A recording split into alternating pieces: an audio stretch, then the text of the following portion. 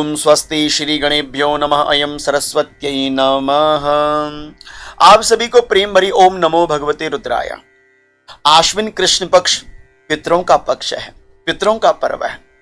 प्रत्येक पुत्र, प्रत्येक घर का सदस्य अपने पितरों के लिए कुछ न कुछ विशेष करता है।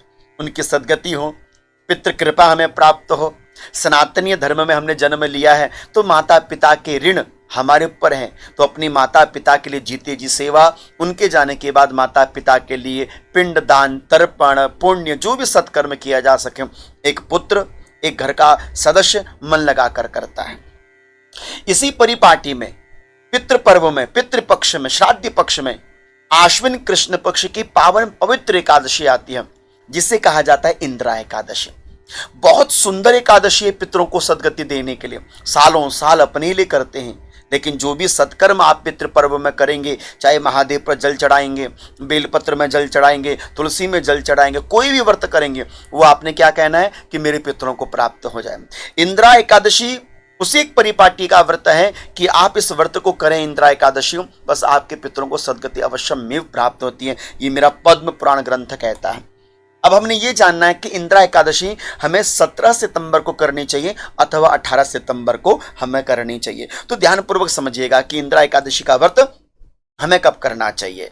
तो मूलतः इंदिरा एकादशी का जो व्रत है शास्त्रोक्त विधानों के अनुसार जो हमें पंचांग में वर्णित है, 17 सितंबर सन 2025 है ना, 16 की रात्रि, तो मतलब 16 की रात्रि और 17 की सुबह कही जा सकती है, इस तरह से समझ लीजिए अंग्रेजी हिसाब से।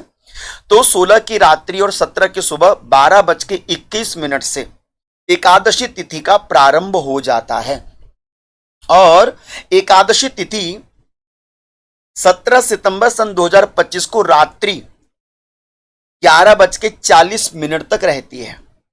तो ऐसे में एकादशी का जो व्रत है हम सभी ने कब करना चाहिए? 17 सितंबर को ही करना चाहिए, हम समस्त गृहस्थियों को, वैष्णव जनों को। और एकादशी व्रत का जो मूल पारण है वह हमें 18 सितंबर को करना है। और 18 सितंबर को जो व्रत पारण करने का समय है वो प्रातः काल 6 बजे से लेकर 8:30 बजे के मध्य में आपने एकादशी व्रत का पारण करना चाहिए। ध्यान रहे कि एकादशी तिथि की जो समाप्ति है वह 11:30 बजे के मध्यस्थ 18 तारीख को हो जाएगी। इसलिए यहां से विदित है कि हम सभी ने इंदिरा एकादशी का व्रत 17 सितंबर को करना चाहिए। अब इंदिरा एकादशी क्यों विशेष है? क्योंकि इंदिरा एकादशी 17 को है और 17 ही सितंबर को एक नक्षत्र है जिसका नाम है पुष्य नक्षत्र। पुष्य नक्षत्र 6:30 बजे प्रातः काल के बाद 6:30 बजे के उपरांत पुष्य नक्षत्र इंदिरा एकादशी के साथ रहेगा। और पुष्य नक्षत्र सम्राट कहा जाता है किसका? नक्षत्रों का। ऐसे में नक्षत्रों का सम्राट है और बुधवार का दिन है, तो मैं चाहूंगा कि ऐसे में प्रत्येक साधक, पुष्य नक्षत्र है, इंदिरा एकादशी है, दिन बुधवार का है, क्या कर सकते हैं अपने पितरों के लिए? सबसे पहले तो इंदिरा एकादशी का व्रत कीजिए। व्रत की विधि क्या है? दशमी की तिथि में एक समय का आहार लीजिए, यदि सामर्थ्य हो तो 2 समय का आहार ले सकते हैं, यदि सामर्थ्य ना हो तो 2 समय का, सामर्थ्य है तो 1 समय का आहार आप दशमी में लीजिए। आचरण दशमी से शुद्ध रखिए, व्यवहार दशमी से शुद्ध बनाकर रखिए।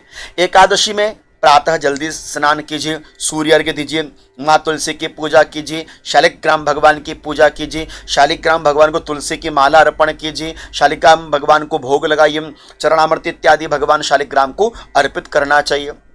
और तत्पश्चात द्वादशी तिथि में अगले दिन, एकादशी से अगले दिन पुनः से भगवान का पूजन करके पारण करना चाहिए और विधिवत पूर्वक प्रसाद इत्यादि ग्रहण करना चाहिए। ये तो विधि का जो उल्लेख है एकादशी का वो आप सभी जानते हैं। विशेष रूपेण यह इंदिरा एकादशी पितरों के लिए समर्पित है। पद्म पुराण में कथा आती है कि इंद्रसेन नामक एक राजा, जो माहिष्मति के राजा थे, बहुत धर्म कर्म करने वाले राजा थे, धर्मात्मा राजा थे। एक दिन उनके राज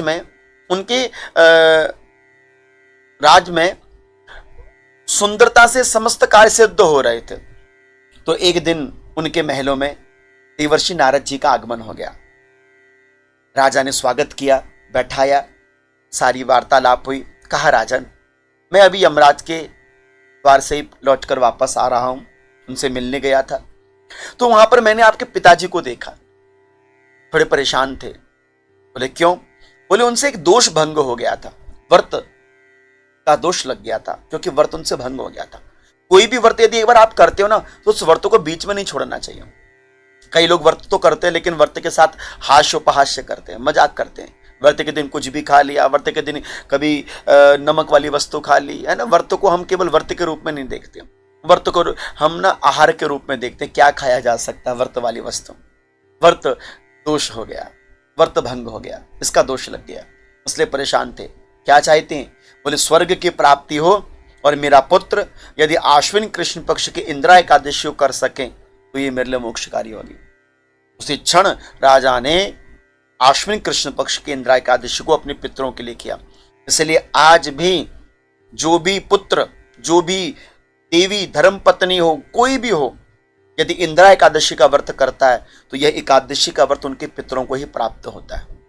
इसलिए एकादशी में इंदिरा एकादशी पितरों के लिए समर्पित रहती है। पुष्य नक्षत्र का प्रभाव है, इसलिए भगवान शालिग्राम को दूध का स्नान, गाय का, और तुलसी दल का स्नान कराना चाहिए। इत्र का स्नान शालिग्राम भगवान को कराना चाहिए। पितरों की सदगति के लिए जल और काला तिल महादेव पर अर्पण करना चाहिए, और तिल और जल और काले तिल से स्नान करना चाहिए, और भगवान को भी स्नान करवाना चाहिए। अपने सामर्थ्यता अनुसार एकादशी में बहुत शुद्धता पूर्वक नियम धारण करना चाहिए। और एकादशी, इंदिरा एकादशी में दो चीजों का पाठ, या तो पितृ सूक्त का पाठ करना चाहिए, अथवा गजेंद्र मोक्ष का पाठ करना चाहिए, अथवा अपने पितरों का स्मरण करना चाहिए भाव से, श्रद्धा से। इस तरह से संपूर्ण कार्य अपने पितरों को इंदिरा एकादशी में समर्पित कर देना चाहिए। आशा करता हूं कि यह कार्य अपने पितरों के लिए अवश्यमेव करेंगे, आपके पितरों को सद्गति प्राप्त हो, हमारी यही अभिलाषा है। और यह इंदिरा एकादशी आपके पितरों को मोक्ष देने वाली हो। तो 17 सितंबर को जो भी एकादशी करना चाहते हैं, इंदिरा एकादशी का व्रत, वह 17 सितंबर को करेंगे।